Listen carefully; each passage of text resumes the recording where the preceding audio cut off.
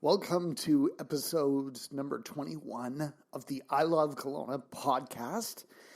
Today we have a great interview with Canadian author Alexis Chute, and as of this recording, it is Friday, August the 17th, and Alexis has a book launch here in Kelowna tomorrow, Saturday, August 17th. So we wanted to get this episode out immediately so we could give Alexis a little bit of a boost.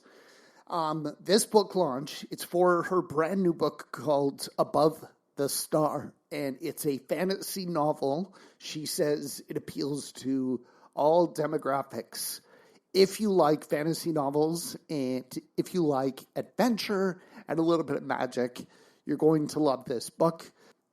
Alexis is one of the rare guests on this show who doesn't actually live in Kelowna, but her parents live here and she does a lot of her writing here. So she loves Kelowna, therefore fits in with the theme of this show, and she's here for her book launch, and she chose our city for the book launch. So stay tuned. We're going to put links in the show notes. But again, that book launch party is going to be at Mosaic Books, which is right downtown at Bernard and Pandosi, right in the corner. And it's going to be from 1 to 3 p.m. tomorrow, Saturday. So make sure you come down. You can meet Alexis. She's a wonderful person, very easy to talk to. And she's got a great reading voice, as you'll see on this show. And she will be at Mosaic Books tomorrow from 1 to 3. Today's episode is brought to you by yours truly, Luke Menkes. I am a realtor with RE/MAX Kelowna. And if you're interested in sponsoring this show, just hit us up on Facebook, the I Love Kelowna Podcast, and we will tell you all about sponsorship. In the meantime, I'm sponsoring it myself, so you'll hear a short commercial about me in the middle of the episode. So, Alexis, thank you for your time today. You've got a book launch in about 48 hours from now. So today is Thursday, August 16th. We're going to release this episode on Friday, August 17th, and hopefully get a few more people to your book launch. First question I have for you, are you from Kelowna? I'm actually not directly from Kelowna, but I've got Okanagan blood through and through. My mom was born in Armstrong, my dad in Vernon. All of my family is out here, and it's a beautiful place that I come to as much as I possibly can. So tell us, how long have you been in the city, and how did you come to decide to come to Kelowna? I have decided to come to Kelowna because even since I was a tiny little girl, Kelowna is my happy place. Right. I am well, my husband goes off golfing, and yesterday he was like, come golfing, and I'm like, no, I'm going to go to my happy place on Okanagan Lake. Nice. And I put out my paddleboard, my kids are playing in the sand, and I'm reading a book. Just, to me, that is, if I could live like that every day, then that would be what I would do. And so Kelowna is where I had my first boyfriend. Just, there's so many memories that I have here. And I think it does shape who I am. Like this landscape and the people here, it's a part of me. You're from Edmonton, so are you here because of the book tour? So I live in the snowy city of Edmonton, which is not my happy place. Kelowna is definitely where I escape to whenever I can. And so I've been out here for 3 weeks. My husband is a teacher, so he's off, and we get to come out here till the end of summer, which is awesome. And I spend the time visiting with my family who, you know, I can see how it makes sense. They'd much rather I came and visited them here, especially in winter. So you've got a new trilogy, books, coming out, and book 1 is about to be launched. It's called Above the Stars. So the trilogy is called the Eighth Island Trilogy, and book 1 is called Above the Star. And I've just been, it's funny because I hate naming things. So I was posting on social media asking for almost like votes or opinions on some of my brainstorm names for book 2 and 3. So basically, I've come to the conclusion the trilogy is going to be called Above the Star, Beneath the Moon, Within the Sun. And so book 1, Above the Star, just officially landed on bookshelves the beginning of June. And book 2 will come in October 2019, and book 3 the spring of 2020. So it's an ambitious time. And that's something else that I'm doing while I'm out in Kelowna is every morning I'm locking myself in my parents' sunroom, which has a nice view of beautiful trees, and I am getting in the zone, and I'm writing. I'm writing book 2. I'm almost finished, and then it's going to go to the editor. So it's an exciting time, and I love being out here and getting inspired. So I want to talk to you a little bit about the process of writing, and then we'll talk about this book that you have just launched. So is this the first book that you've ever written, or have you been an author for a long time? I feel that since I was a wee one, we'll put it like that, I've always been creative. So I also paint, and I'm a photographer, and I curate, and I've always been writing stories. I remember there's a beautiful path out to a little waterfall just on the other side of the Kelowna airport, and I would go out there as a kid and just make up all kinds of stories. And so I think I've never stopped making up stories. My first book came about after a really difficult situation. One of my children passed away. And I call it my year of distraction, that year after his death, my son Zachary. And I couldn't bring myself to paint or to write. They were creative acts that were too vulnerable for me. And it was when I got pregnant again with my son, who's now 6, Eden, that I started to write my first book called Expecting Sunshine. And it was all about learning to find hope again after personal tragedy and rediscover my mission and my meaning and what I'm here for on this earth. And so that was my first book, and it came out last April 2017, and I launched it here in Kelowna at Mosaic Books, which is also where I'm launching Above the Star. I really am passionate about supporting independent bookstores. And so I've gone to Mosaic for as long as I can remember. So I'm really thrilled to be back again. And the response to Expecting Sunshine was amazing. I think so many people go through hard stuff, not even the same stuff as me, but we can all relate in that the resiliency needed from the human spirit to go on it's inspiring. Even on the hardest of days, we have this desire to get up and to live and to fight and to live our best lives. And so that's really what my first book, Expecting Sunshine, is about. So are you self-published, or do you have a contract with a publisher? So I have a hybrid publisher, which means it just is kind of this gray space. It's kind of a new, exciting gray space between just pure self-publishing and traditional publishing. So traditional publishing is so hard to break into these days. I think it's still a dream for me to get to that point. But I have a hybrid publisher, and what that means is I pay for certain things. Like I pay for my the book editing, and I pay for my cover. But then they have traditional distribution. So you could go to the newly renovated Indigo in Orchard Square in the mall, and you could request the book to be brought in, and they carry it, right? Nice. It's carried at all major bookstores across North America, which is wonderful. So I do feel very fortunate that I have this opportunity to have a contract with a hybrid publisher that can help just bridge the gap of knowledge, where I'd rather spend my time writing than worrying about all the little administrative things behind the scenes.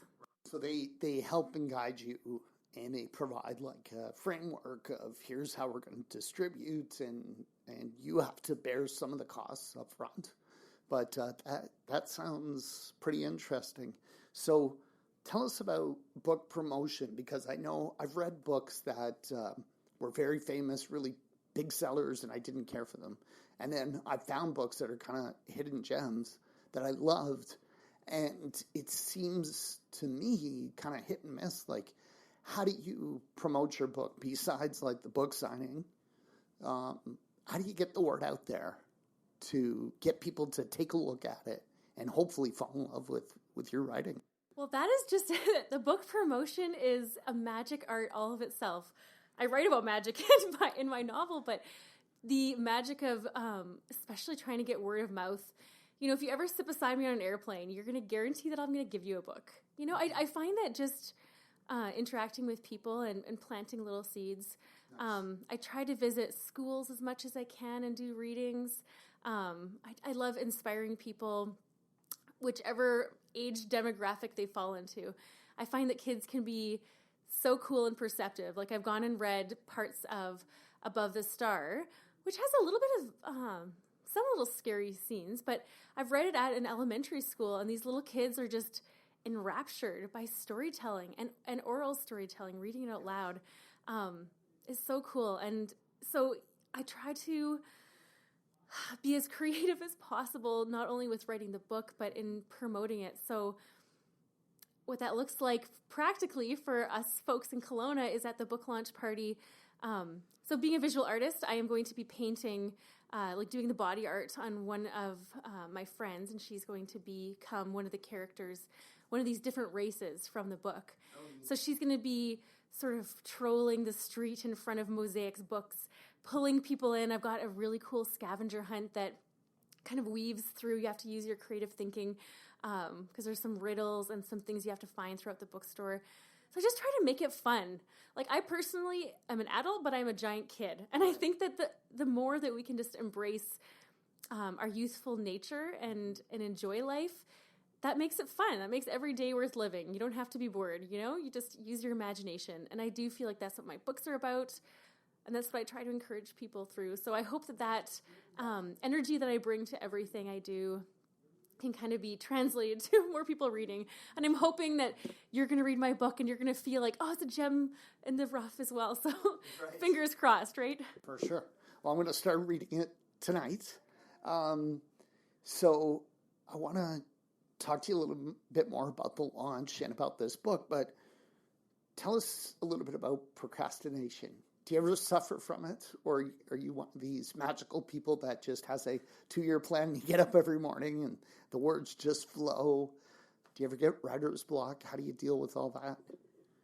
Oh, procrastination is such a great question. And I find that I combat procrastination through public announcements of my goal that then holds me accountable. Right.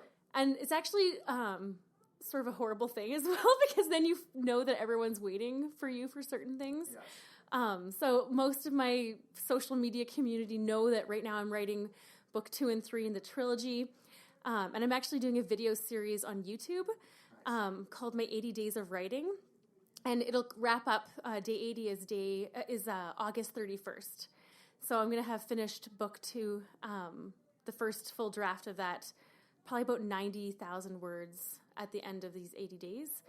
And yet, making that public announcement, I don't post videos every day. I have 3 little kids, an 8, 6, and a 2-year-old.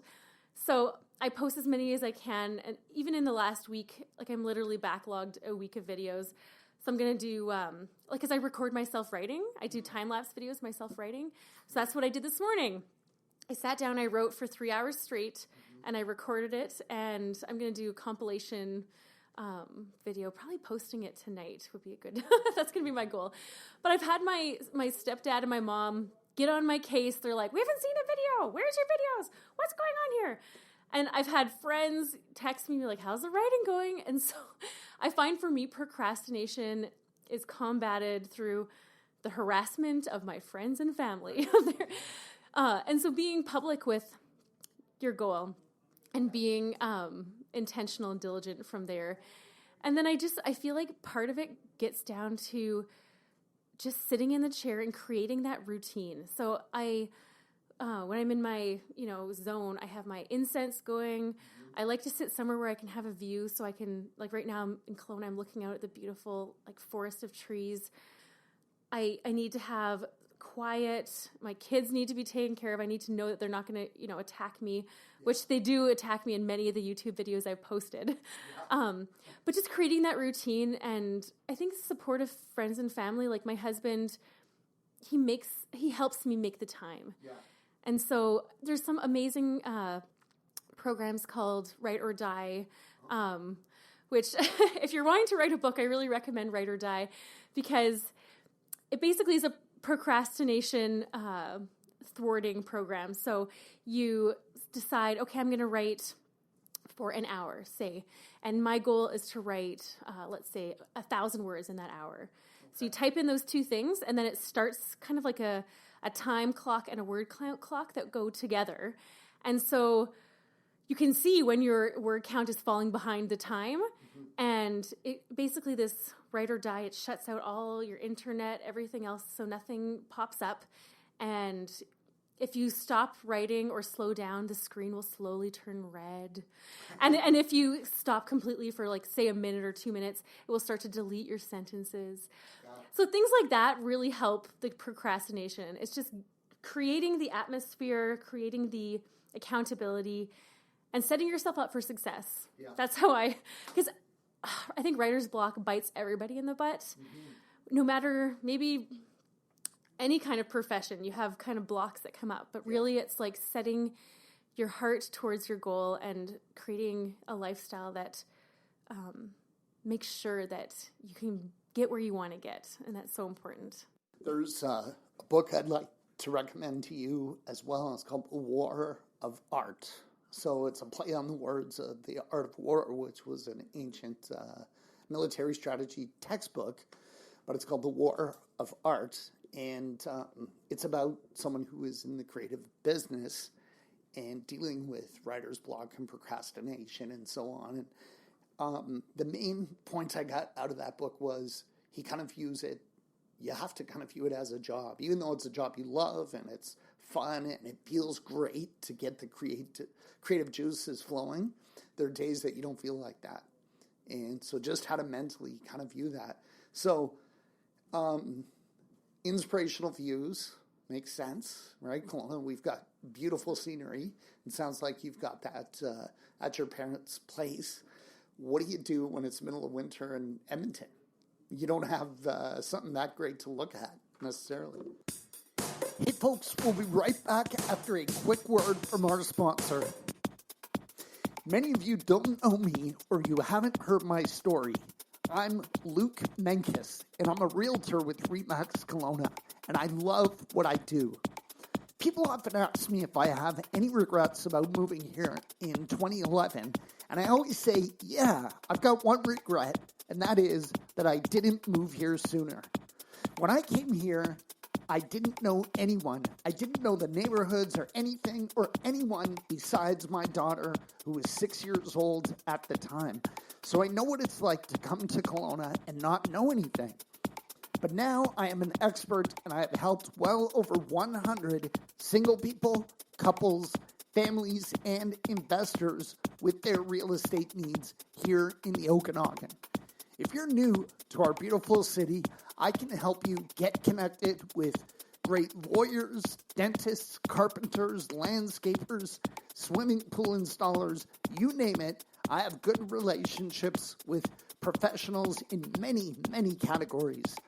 And whether you're new to Kelowna or not, I know real estate, and I can help you find a great property, negotiate a good deal, and hold your hand all the way through the process until that great day when I hand you the keys to your new home and well beyond that. And of course, if you need to sell, I am an expert in that aspect as well. I am a no-pressure kind of guy. I've had clients where it took even a year or more to get them into a property, and I just don't believe in rushing things. My job is to relieve your stress and make the process as smooth and as fun as possible for you. On the other hand, when you decide that it's time to act, I'm diligent and I will work day and night until the job is done. Give me a call or a text message at any time, 778-215-4273.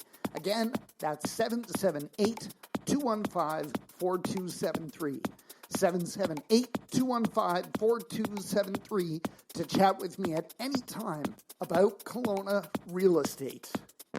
You're totally right. And I personally am very connected to my environment. Like I said, my happy place is beside the water, preferably on the water. Kayak, paddleboard, canoe, that's my happy place. And so for me, I do get very depressed in winter. It is something that I think creative people are prone to because we are sensitive beings. And so for me, I have a very hard time with the white landscape. And I've had people argue with me like, oh, it's so beautiful, and put snowshoes on or put skis on. And I'm not a cold weather person. Right. And I've recognized that about myself. So I do try to save up and travel as much as I can to get away from Edmonton. That sounds so bad. But I try to be a little bit playful with it as much as I can. And so, for example, in the writing that I did since January with these 80 days of writing, we painted one wall of our home green. So we made a permanent green screen. Nice. And I set up my desk in front of it, and I made a wall of books. And so in my different 80 days of writing, one day I'm in outer space, and another day I'm any kind of background. Like I had artistic backgrounds. So in post-production, we use green screen, like chroma key, and I can put in any background I want. Nice. In one of the backgrounds, I had the map of the island of Jarawaya from above the star. So in that way, I was trying to escape in a playful way the whitewash winter landscape. But I do think it's important to, on one hand, embrace where we live, and then on the other hand, know ourselves well enough to make it work and figure out how we can still be inspired and find beauty even in less than ideal situations. Right. So you mentioned 80 days of writing and 1,000 words in an hour.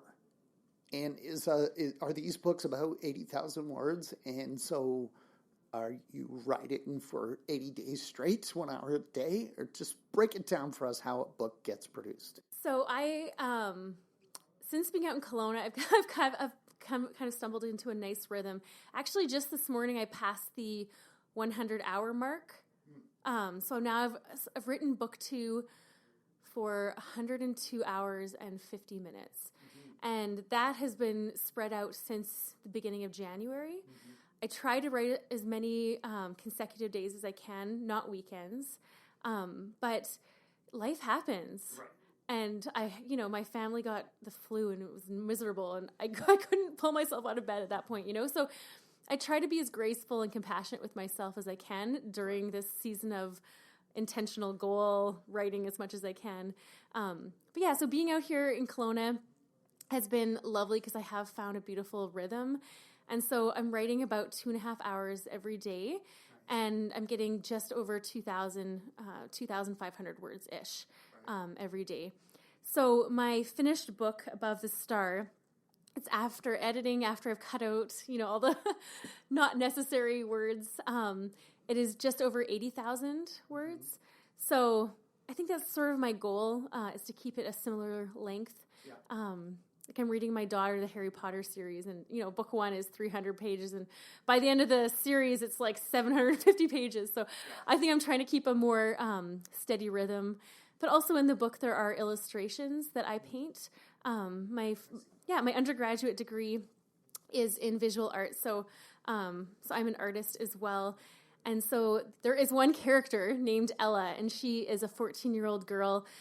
She has cancer and she can't speak, but she has decided to communicate with the world through these illustrations, and she's captured by this other race of creature, and they don't speak English, so she paints for them and communicates that way. And so it's a beautiful artistry that comes into the story in that way as well. So yes, word count goal is a flexing goal for sure. So do you start with an outline and kind of a schematic, or do you just start writing? And do you have the habit? So I've been listening to some podcasts about writers and self-publishers, and one guy, I forgot his name, but I'll text it to you, and he said that he's very disciplined to not edit as he's going along because he finds that interrupts his flow. And a lot of times the story comes out great when he just lets it flow. And we have the tendency to say, you know what, that doesn't quite make sense, or how am I going to wrap this story up because I've gone down a certain alleyway. But that actually stimulates the brain to be more creative. And he says he edits after. So don't edit while you're typing. Tell me your style. Do you edit as you're typing? Do you start with an outline? How does it work for you? Well, I would say personally I have a fluid style, but my preference is to free write my first draft. And so that revelation of not writing and editing at the same time came to me after I read an amazing book I recommend to everyone called Writing on Both Sides of the Brain by Henrietta Clauser. And she basically talks about how our editing side of the brain is this sort of like little nagging monster, but it has a place, but this little nagging voice that comes into our free writing process and can thwart so much of the beautiful spontaneity that can come when we're just letting the words flow. So I wrote the first draft of Above the Star during something called NaNoWriMo, which stands for National Novel Writing Month. And it happens every November. And the goal of NaNoWriMo is to write a 50,000 word novel during the month of November, so during 30 days. And so I did it. The first draft of Above the Star came about 1,667 words a day, writing November, and this was back in 2012. Wow. So a while back. And I just love the process. And because you have to write so fast during NaNoWriMo, I just turned off all filters and the story flowed out of me. And I felt like I was watching a movie as I was typing this. Like I was experiencing the adventure along with the characters. So it was magical. I feel like it was a magical experience. So now in writing book 2, I tried to do that. And if you go back in my 80 days of writing on YouTube, you'll see I start, and I think I got like 25 days into the writing experience where then I was like, oh crap. Like I actually do need an outline, because writing one book alone, you can kind of keep all the different threads and storylines, in your head. But writing a trilogy, like there's so many things with so many different characters, and everything braids together. And it's a complicated, beautiful, magical world that my characters are transformed, that they transfer to. And so I really had to pause. And I filmed that in my 80 days of writing as well, where I took, I can't remember if it was 3 or 4 days, and I filmed myself with giant pieces of paper and writing out the threads of the plot. And I cut out like 400 different colors of cue cards from construction paper. And I laid out the main plot points for each character and reorganized things and just got really clear. I'm not an outliner, but I had to outline to get the magic of the story going all the way through. And so now I know how book 2 is going to end. I know how book 3 is going to start and how the trilogy is going to conclude. And I'm just like so excited to share that with everybody, because the story is it's so cool. So cool. But yeah, so outlining, I say if it works for you, do it. If it is a hindrance, let it go and come back to the editing later. But figure out what works for you. To be clear, what he said was a good outline is good, but not to edit as you're typing. So you have the framework, the guideline, and you're going, but it sounds like that's what you're doing. So that's awesome. So tell us about this beautiful looking book here, Above the Star. If we judged books by its cover, this one looks great. So tell us, who is the target audience for this? Is it children, teenagers, everybody? So, I have to say that I don't write with a specific age demographic in mind. I write with a personality type. Okay. And so the personality of somebody who would like this book is someone who likes adventures, and likes games, likes being out in nature, has a very strong passion for their family, somebody who might like to take some risks. And I think that applies to many people. I've had early readers for the book before this book was released from 10 years old to 75. And so there are 3 main characters with a multi-generational range of ages. And so because of that, I do think there are different entry points So to tell you just briefly what the story is about, there is frumpy senior citizen Archie who pulls himself out of his recliner to go on a mission to find his missing son. And he goes in search of his son who disappeared 2 years before. And Grandpa Archie brings with him his ill 14-year-old granddaughter Ella and his daughter-in-law Tessa. But the women don't know that they're on this adventure, by the way, at the beginning of the book. And Archie meets a strange creature. He accidentally transports them all to this different world. And there they experience danger, a little romance, and they realize that the cure for Ella is in this other world, but it's connected and tangled with the star and the fates of all the worlds. You said you like to do readings. Would you like to read the back cover of this book? Awesome. Because it kind of gives an overview of the book. Now I have to put my sexy reader voice on. Okay. Nice. When frumpy senior citizen Archie goes in search of his missing son in the Spanish Canary Islands, he stumbles upon a higher mission, locating a magical cure for his ailing 14-year-old granddaughter Ella. Using a portal-jumping device called the Telestrian, Archie and a stone-headed creature named Zeno are transported to Jarwaya, a magnificent yet terrifying island in a connected realm, along with Ella and her strong-willed mother Tessa, who accidentally stow away on this not-so-secret quest. What they find on Jarwaya is an island tortured by a wicked star, anchored in the sea, and a raging three-way battle for dominion between the stone-wielding Bangles, the fiery Olearons, and the evil Milia Sands. Ella's wit and resourcefulness emerge in this new world, while Tessa is forced to confront her long-buried secrets and a confusing new love triangle. When Ella is captured, Tessa and Archie, with the help of a company of peculiar allies, set out to save her and unravel the terrible mystery of her cure. A mesmerizing stay-up-all-night adventure of three unlikely heroes above the star reminds us that even the smallest act of bravery can transform our lives and the fates of the world around us. Very nice. Well, you're an excellent reader. It sounds like a really intriguing book. So tell us about the event on Saturday. Tell us where it is, what time it is, and what's going to happen. So the book launch for Above the Star is taking place at Mosaic Books on Bernard Avenue from 1 to 3 p.m. At 1:30, I'm going to do a reading of one of the chapters, and I'm going to have cake. We've got this amazing scavenger hunt that's great for all ages, adults as well as kids. Right. And we have the Maiden of Olearon, who is sort of like the queen of the Olearon race, and she's going to be present. You'll be able to spot her because her skin is completely red, and she's got huge flaming hair. If you want to watch the book trailer, you can go view it at abovethestar.com, and you can see her. We've actually got her lit on fire in the book trailer.